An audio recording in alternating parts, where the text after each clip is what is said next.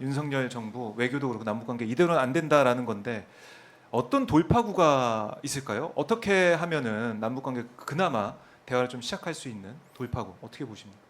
우선 진정해야 돼요. 진정해. 진정시켜야 돼요. 지금 약간 에스컬레이션 되기 시작했잖아요. 뭐 이쪽에서 대북 전단, 전단 보내니까 예, 저쪽에서 오물풍선 보내고 대북 그다음에 확성 방송. 이쪽에서 확성기를 예. 틀겠다고 그러니까 저쪽에서 그러면 우리가 원점 타격, 조준 타격할 수 있다고 그러고 그래도 아직 거기까지는 안 오고 네. 우리가 확성기를 조금 한번 틀고 말았더라고요. 자제를 하니까 안 왔는데 이쪽에서 전단이 다시 가고 그것이 이제 일부 이렇게 그 지자체들 같은 경우 뭐 파주시장님이나 예, 또 막기 뭐 위해서. 경기도지사 예. 이런 분들은 막기도 하고 자제도 요청하고 그랬지만 또 이게 그냥 보내지니까 저쪽에서 다시 오물풍선이 오고 거기다 이제 또 미사일 실험도 예. 하고 실패했지만. 뭐 이런 상황이 반복되면 예. 이게 긴장이 자꾸 올라가잖아요. 그러니까 진정해야 된다. 이 정부가 네. 대응을 좀 절제해서 할 필요가 있다고 생각해요. 게다가 이제 정세적으로 놓고 보면 8월 달에 한미 훈련이 있잖아요. 네. 그런 거 앞두고 이제 점점 예민해지기 시작하잖아요. 그렇죠. 그리고 일설에 의하면은 그 8월에 한미 훈련이 해가 확장 억제 이런 어떤 개념이 예. 포함되는 훈련이 된다 만다 뭐 이런 얘기들도 있는데 그런 류의 것이 되면 북쪽에서도 또 다른 네. 대응을 할 수 있는 거 아니겠어요? 거기에서 지금은 그럴 가능성 저는 되게 적게 보는데 북러만이라도 먼저 군사적인 훈련을 같이 한다라거나 이런 상황이 자꾸 되는 것들은 절대로 좋지 않다고 생각해요. 그래서 일정한 수준에서 좀 절제하고 감정적인 대응을 좀 억제하고 그래서 조금 지나면서 네. 그 대화를 통해서 문제를 해결하자 이런 과정으로 아까 말씀드렸던 역발상의 제안을 8.15 같은 때를 앞두고 할 수도 있지 않겠어요? 그렇네요. 전통적으로 이산가족 그 상봉을 위한 대화 제안 이런 것들도 8.15 앞두고를 많이 했었고 또 추석 앞두고도 했었고 네. 그러니까 8.15하고 그런 추석은 기회. 그런 의미들도 있고 네. 또 그거 외에도 여러 가지 형태로 우리가 최소한의 저 남북 간의 대화 채널은 네. 열자 이런 거 제안도 해볼 수 있는 거잖아요. 지금 연락선들이 다 끊겨 버렸으니까 아주 우발적인 진짜 그런 상황이 생겨도 이게 국지전화되고 국지전이 국가전화되고 국가전이 동아시아 국제전으로 비화할 수도 있고 그게 재래전을 넘어서 핵전으로 비화할 수도 있다는 이런 위험성들에 대해서 지적한 사람들은 많잖아요. 그러니까 이런 우발적 상황에서 그냥 진짜 오발탄이 쌓였는데도 무슨 직접 사격한 것처럼 이렇게 되는 것들에 대해서는 최소한의 채널은 열어야지만 바로 실수였다. 바로바로 예. 그 오해 소지를 없애고 알았다 그러면 그 정도 수준에서 문제가 끝날 수도 있고 그런 네. 것들인데 이거를 자꾸 모든 창구가 닫혀 있는 것들에 대해서는 바람직하지 않기 때문에 그 최소한의 창구는 다시 열자고 제안을 한다거나 아니면 남북 관계라는 거는 그 역사적으로 봐도 예. 그 정책이 펼쳐진 데 있어서 전격성 같은 게 있거든요. 그렇죠. 위기감이 높아지다가도 그러니까 풀리기도 하고. 그런 측면에서 대통령이 그 특사나 정상회담 제안 이런 걸 해도 좋다고 생각해요. 그러면 북쪽에서 우리는 못해 이렇게만 하지는 못한다고 생각해요. 그런 의외성을 예. 가지고 접근도 해야 되고 예외성을 가지고 가야 된다. 그러면 다시 말씀드리지만 네. 진보는 당연히 그거를 환영해야 된다고 생각하고 보수도 네.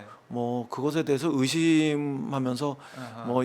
예전에 문재인 대통령이나 김대중 대통령, 노무현 대통령한테 그렇게 막 뭐라고 하듯이 그렇게만 하지는 못할 거라고 생각합니다. 그러니까 이거는 어떤 형태고 어느 시점이 되면 전격적으로 대화와 협상의 문을 열면서 해결해 가야지 이렇게 군사적인 긴장도를 계속 높이는 형태로 대응하는 거는 그건 바람직하지 않다고 생각해요. 예. 사실 의원님께서는 이제 통일부 장관 하면서도 의욕적으로 여러 가지 일을 해보고 싶었던 걸로 제가 알고 있는데 코로나라는 장벽도 있었고 국제 정세가 또 안 도와주는 그런 부분도 있어서 그때 좀 아쉬웠을 것 같기도 하고 또 지금 이 상황을 또 지켜보면서도 너무 안타까울 것 같아요, 의원님. 네.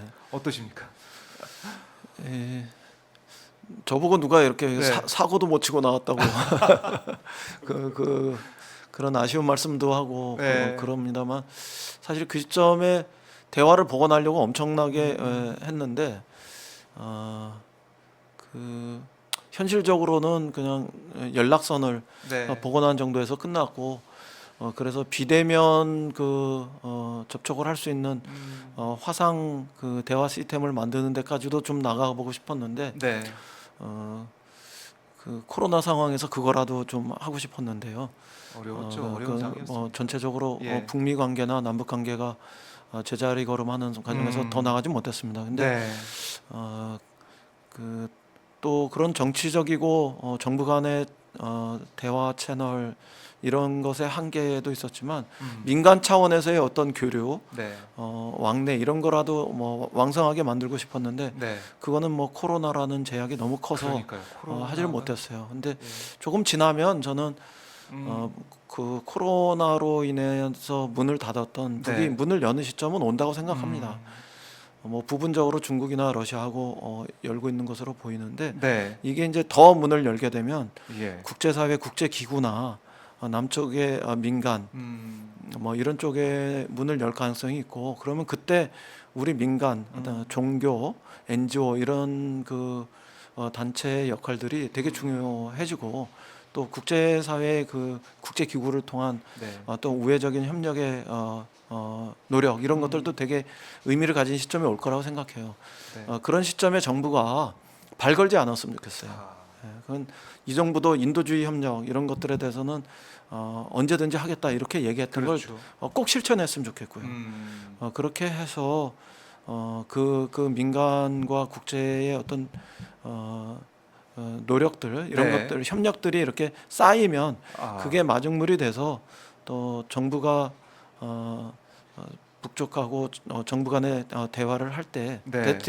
당연히 긍정적인 어떤 그 영향을 미치리라고 생각합니다. 그러니까 당장 대화나 협력을 제한하는 쪽으로 못 가면 좀 장기적으로 이런 길이라도 절대로 봉쇄하지 않고 네. 그래서 우리가 남북 관계의 어떤 아주 가냘픈 숨길이라도 막지 말았으면 좋겠다. 뭐 이런 바람을 가집니다. 그리고 네. 또 그거는 매우 현실적이고 실천적인 길이고 뭐 제가 할 수 있는 조언일 것 같습니다.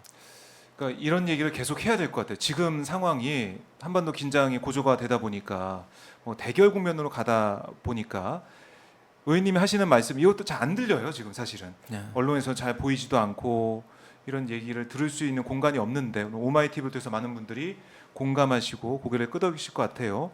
보니까 뭐 다음 주에 DMZ 평화의 길을 가다 뭐 DMZ 길라잡이 학교 여기 가서 강의도 하시더라고요. 네. 그러니까 의원님 또 활동도 하시면서 그걸 통해서 우리 시민들에게 우리 국민들에게 지금 상황이 어떻고 어떻게 우리가 나아가야 되는지 계속 활동하시면서 알려주고 계신데 이게 우리 국민들 좀 느껴야 될 것 같아요. 앞으로 계속 얼마나 중요한지 남북 관계가. 네.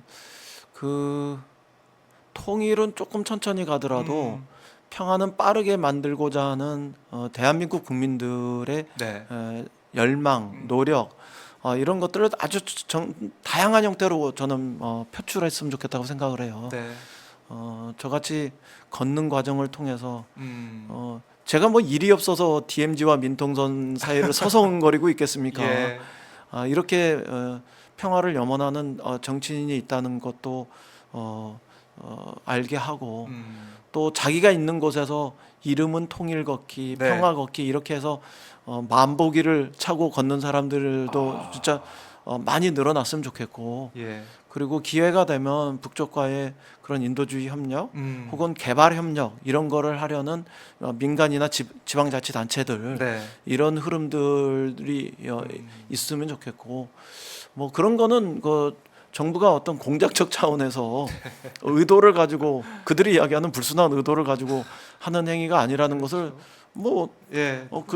북쪽도 잘 알 테니까 뭐 이런 과정을 통해서 서로한테 다시 이렇게 얼어붙기 시작하는 이런 네. 마음의 문 이런 것들을 녹여가면서 그 문도 열고 창도 열어가면서 다시 평화를 빠르게 만드는 쪽으로 네. 우리가 나가야죠. 그리고 올해 내년이 저는 되게 중요하다고 생각해요. 그러니까 미국의 대통령 선거가 예. 어떻게 됐냐 이런 것들도 우리가 잘 봐야 되고 또 내년 지나서 후년 네. 이렇게 가면은 우리 지방자치선거 또 그다음에 이어지는 대통령 선거 이런 데서 그래도 한반도의 평화를 만들고자 하는 사람들이 남과 북의 그 평화를 통한 협력 이런 것들을 공존 번영의 길을 만들려고 하는 이런 사람들이 또 정치적으로도 보여지잖아요. 네.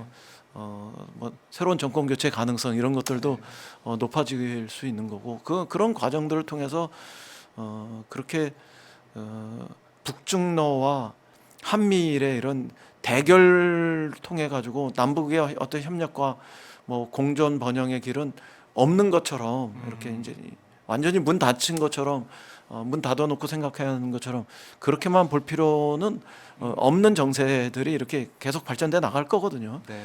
그런 과정들을 우리가 또 잘 활용하는 것도 되게 중요하죠.